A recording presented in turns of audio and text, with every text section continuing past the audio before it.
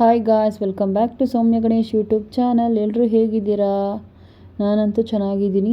ಏನಿದು ಅಂತ ನೋಡ್ತಾ ಇದ್ದೀರಾ, ಇದು ಡ್ರಮ್ ಸ್ಟಿಕ್ ಸಾಂಬಾರ್ ಅಂತಂದರೆ ನುಗ್ಗೆಕಾಯಿ ಸಾಂಬಾರ್ ಮತ್ತು ರೈಸ್. ಇವತ್ತು ನಾನು ಮಾಡ್ತಾ ಇರೋದು ನುಗ್ಗೆಕಾಯಿ ಸಾಂಬಾರ್. ಹೇಗೆ ಮಾಡೋದು ಅಂತ ನೋಡೋಣ. ಫಸ್ಟಿಗೆ ನಾನಿಲ್ಲಿ ಬೇಳೆ 1 ಕಪ್ ಹಾಕ್ಕೊಂಡಿದ್ದೀನಿ, ಹಾಗೆ ಒಂದು ಈರುಳ್ಳಿ, ಒಂದು 4 ಟೊಮ್ಯಾಟೊ, ಹಾಗೆ ಉಪ್ಪು, ಸ್ವಲ್ಪ ಅರಿಶಿನ ಕುಕ್ಕರ್ಗೆ ಹಾಕ್ಕೊಂಡು ಕೂಗಿಸ್ಕೊತಾ ಇದ್ದೀನಿ. ಈ ಕಡೆ ಏನಪ್ಪ ಅಂತಂದರೆ ಒಂದು ಪಾತ್ರೆ, ಯಾವುದ್ರಲ್ಲಿ ಸಾಂಬಾರು ಮಾಡ್ತೀರೋ ನೀವು ಅದನ್ನು ಇಟ್ಕೊಳ್ಬೇಕು. ಸೊ ಈ ಕಡೆ ಏನಂತಂದರೆ ನೋಡಿ, ನಾನಿಲ್ಲಿ ನುಗ್ಗೆಕಾಯಿ ಹಾಕ್ಕೊಳ್ತಾ ಇದ್ದೀನಿ. ಇದ್ರ ಜೊತೆಗೆ ಬದನೆಕಾಯಿ ಎಷ್ಟು ಬೇಕೋ ಅಷ್ಟು.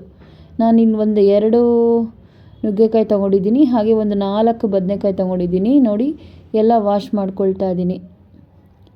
ಆಯಿತಾ, ವಾಶ್ ಮಾಡಿಕೊಂಡು ರೆಡಿ ಇಟ್ಕೊಂಡಿದ್ದೀನಿ ನೋಡಿ.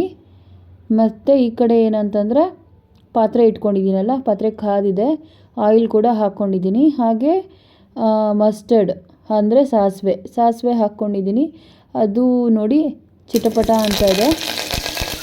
ಹಾಗೆ ನನ್ನ ಫೇವ್ರೆಟ್ ಆದ ಕರಿ ಲೀವ್ಸ್ ಅಂದರೆ ಕರಿಬೇವು ಕೂಡ ಜಾಸ್ತಿನೇ ಹಾಕ್ಕೊಂಡಿದ್ದೀನಿ. ಅದಾಗಿದ್ದ ಕೂಡಲೇ ನೆಕ್ಸ್ಟ್ ನಾವು ಇದಕ್ಕೆ ನುಗ್ಗೆಕಾಯಿ ಮತ್ತು ಬದನೆಕಾಯಿ ಎರಡನ್ನೂ ಕೂಡ ಇದಕ್ಕೆ ಸೇರಿಸ್ಕೊಂಡಿದ್ದೀನಿ. ನೋಡಿ, ಎಲ್ಲದಕ್ಕೂ ಹೊಂದ್ಕೊಳ್ಳೋ ರೀತಿ ಮಿಕ್ಸ್ ಮಾಡ್ಕೊಳ್ತಾ ಇದ್ದೀನಿ. ಆ ಒಗ್ಗರಣೆ ಏನಿದೆ ಅದು ಇದಕ್ಕೆಲ್ಲ ಹೊಂದ್ಕೊಳ್ಳೋ ರೀತಿ ಮಿಕ್ಸ್ ಮಾಡ್ಕೊಳ್ತಾ ಇದ್ದೀನಿ. ಈ ಸಾಂಬಾರು ಅಂತೂ ಮಸ್ತಾಗಿರುತ್ತೆ. ನನಗಂತೂ ಫೇವ್ರೆಟ್ ಸಾಂಬಾರು ಅಂತ ಹೇಳ್ಬೋದು. ಇವನ್ ಎಲ್ರಿಗೂ ಇಷ್ಟ ಆಗುತ್ತೆ. ನುಗ್ಗೆಕಾಯಿ ಸಾಂಬಾರು ಅಂತಂದರೆ ಎಲ್ರಿಗೂ ಇಷ್ಟ.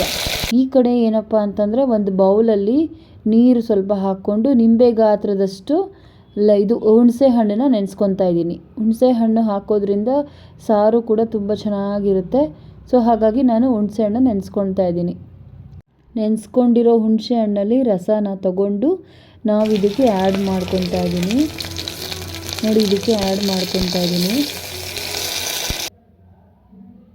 ಆ್ಯಡ್ ಮಾಡ್ಕೊಂಡಾದಮೇಲೆ ನಾವು ಚೆನ್ನಾಗಿ ಕುದಿಯೋಕ್ಕೆ ಬಿಡಬೇಕು.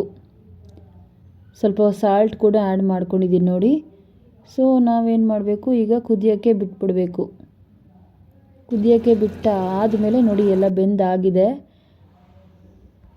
ಸೊ ಇದಕ್ಕೆ ಸಾಂಬಾರು ಪುಡಿ ಈ ಟೈಮಲ್ಲಿ ಆ್ಯಡ್ ಮಾಡ್ಕೊಳ್ತಾ ಇದ್ದೀನಿ. 1.5 ಟೀ ಸ್ಪೂನ್ ಆಗುವಷ್ಟು ಸಾಂಬಾರು ಪುಡಿ ಆ್ಯಡ್ ಮಾಡ್ಕೊಂಡಿದ್ದೀನಿ. ಆಮೇಲೆ ನಾವಿಲ್ಲೇನು ಕುಕ್ಕರಲ್ಲಿ ಬೇಯಿಸಿಟ್ಕೊಂಡಿದ್ದೀವಿ, ಬೇಳೆ ಮತ್ತು ಟೊಮ್ಯಾಟೊ ಮತ್ತು ಆನಿಯನ್ನು, ಹಾಗೆ ಆಲೂಗಡ್ಡೆ ಕೂಡ ಆವಾಗಲೇ ಹೇಳೋದು ಮಿಸ್ ಮಾಡಿಬಿಟ್ಟೆ. ಆಲೂಗಡ್ಡೆ ಕೂಡ ಹಾಕ್ಕೋಬೇಕು ಬೇಯಿಸ್ಕೊಳ್ಳೋಕ್ಕೆ. ಬೇಯಿಸಿಟ್ಕೊಂಡಿರೋಂತಹ ಬೇಳೆಯನ್ನು ಇದಕ್ಕೆ ಹಾಕ್ಕೊಂಡು ಮಿಕ್ಸ್ ಮಾಡಿಕೊಂಡು 1-2 ಕುದಿ ಬಂದಾದಮೇಲೆ ಸರ್ವಿಂಗ್ ಬೌಲ್ಗೆ ಶಿಫ್ಟ್ ಮಾಡ್ಕೊಂಬಿಡೋಣ. ನೋಡಿ, ಸಾಂಬಾರು ಆಲ್ರೆಡಿ ರೆಡಿ ಆಗೇ ಹೋಯಿತು. Simple and very tasty sambar. ಎಲ್ರಿಗೂ ಫೇವ್ರೆಟ್ ಆದ ನುಗ್ಗೆಕಾಯಿ ಸಾಂಬಾರ್ ಅನ್ನೋದ ಜೊತೆ ಸವಿಯಲು ಸಿದ್ಧ. ತುಂಬ ಚೆನ್ನಾಗಿರುತ್ತೆ, ರುಚಿಯಾಗಿರುತ್ತೆ ಸಾಂಬಾರು. ಹಾಗೆ ಅನ್ನದ ಜೊತೆನೂ ಕೂಡ ನಾವು ಸರ್ವ್ ಮಾಡ್ಕೊಂಬಿಡೋಣ. ನೋಡಿ, ರೈಸ್ ಹಾಕ್ಕೊಂಡಿದ್ದೀನಿ. ಆ ರೈಸ್ ಮೇಲೆ ನುಗ್ಗೆಕಾಯಿ ಸಾರು ಹಾಕ್ಕೊಂಡು ತಿಂತಾ ಇದ್ದರೆ ಆಹಾ, ಪಕ್ಕದಲ್ಲಿ 1-2 ಸಂಡಿಗೆನೋ ಅಥವಾ ಹಪ್ಪಳನೋ ಇದ್ಬಿಟ್ರೆ ಸ್ವರ್ಗ ರೀ, ಸಖತ್ತಾಗಿರುತ್ತೆ ಮಾತ್ರ. ನನಗಂತೂ ಫೇವ್ರೆಟ್ಟು ನುಗ್ಗೆಕಾಯಿ ಸಾಂಬಾರು ಅಂತಂದರೆ. ನಿಮಗೂ ಕೂಡ ಫೇವ್ರೆಟಾ ಅಂತ ನನಗೆ ಕಮೆಂಟ್ ಬಾಕ್ಸಲ್ಲಿ ತಿಳಿಸಿ. ಸೊ ಇದಾಗಿತ್ತು ಇವತ್ತಿನ ವಿಡಿಯೋ. ನಿಮಗೆ ಈ ವಿಡಿಯೋ ಇಷ್ಟ ಆದಲ್ಲಿ ಲೈಕ್ ಮಾಡಿ, ಶೇರ್ ಮಾಡಿ, ಕಮೆಂಟ್ ಮಾಡಿ.